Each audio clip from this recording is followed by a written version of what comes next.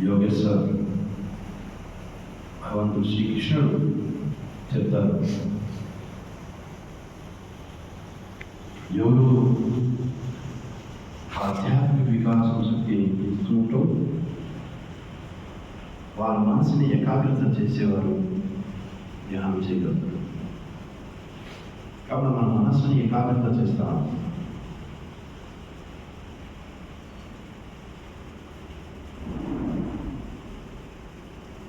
మనసుని ఏకాగ్రత చేసేవారు వారి సొంతంని డెవలప్మెంట్ చేయగలుగుతారు.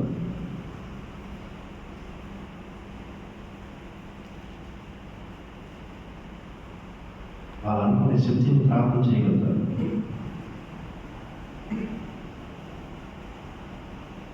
కాబట్టి మనము శ్వాసపై ధ్యాస చేసుకుంటూ మనసుని ఏకాగ్రత చేసే ప్రయత్నం చేస్తాం.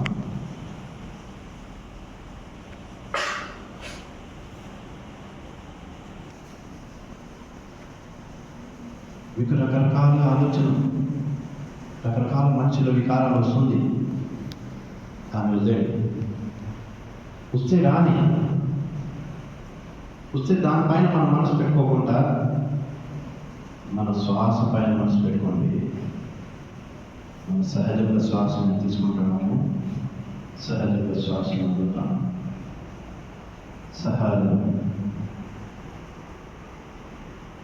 ప్రసన్న చిత్తు